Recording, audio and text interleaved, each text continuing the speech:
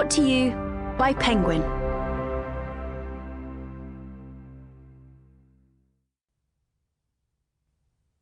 How to Know a Person. The Art of Seeing Others Deeply and Being Deeply Seen. Written and read by David Brooks. To Peter Marks. Part 1. I See You. Chapter 1. The Power of Being Seen. If you ever saw the old movie Fiddler on the Roof, you know how warm and emotional Jewish families can be. They are always hugging, singing, dancing, laughing, and crying together. I come from the other kind of Jewish family. The culture of my upbringing could be summed up by the phrase, think Yiddish, act British.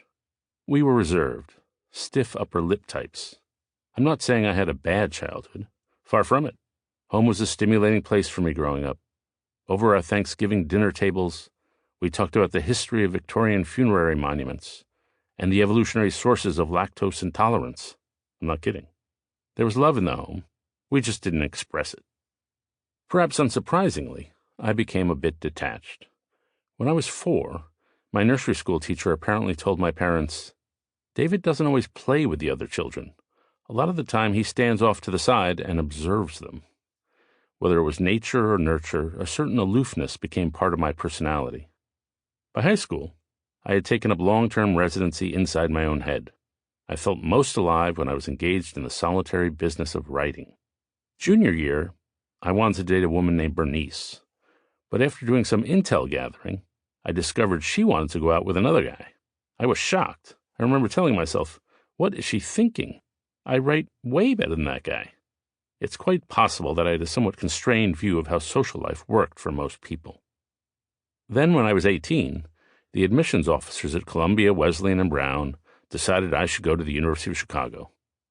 I love my alma mater, and it has changed a lot for the better since I was there. But back then, it wasn't exactly the sort of get-in-touch-with-your-feelings place that would help thaw my emotional ice age. My favorite saying about Chicago is this one. It's a Baptist school where atheist professors teach Jewish students St. Thomas Aquinas. The students there still wear T-shirts that read, sure, it works in practice, but does it work in theory? And so into this heady world I traipsed, and shocker, I fit right in. If you had met me 10 years out of college, I think you would have found me a pleasant enough guy, cheerful but a tad inhibited, not somebody who was easy to get to know, or who found it easy to get to know you. In truth, I was a practiced escape artist. When other people revealed some vulnerable intimacy to me, I was good at making meaningful eye contact with their shoes, and then excusing myself to keep a vitally important appointment with my dry cleaner. I had a sense that this wasn't an ideal way of being. I felt painfully awkward during those moments when somebody tried to connect with me. I inwardly wanted to connect. I just didn't know what to say. Repressing my own feelings became my default mode for moving through the world. I suppose I was driven by the usual causes, fear of intimacy, an intuition that if I really let my feelings flow, I wouldn't like what bubbled up, a fear of vulnerability, and a general social ineptitude. One seemingly small and stupid episode symbolizes this repressed way of living for me. I'm a big baseball fan, and though I have been to hundreds of games, I have never once caught a foul ball in the stands. One day, about 15 years ago, I was at a game in Baltimore when a hitter's bat shattered, and the whole bat, except the knob, helicoptered over the dugout and landed at my feet. I reached down and grabbed it. Getting a bat at a game is 1,000 times better than getting a ball. I should have been jumping up and down, waving my trophy in the air, high-fiving the people around me, becoming a temporary Jumbotron celebrity. Instead, I just placed the bat at my feet and sat still-faced as everyone stared at me. Looking back, I want to scream at myself. Show a little joy.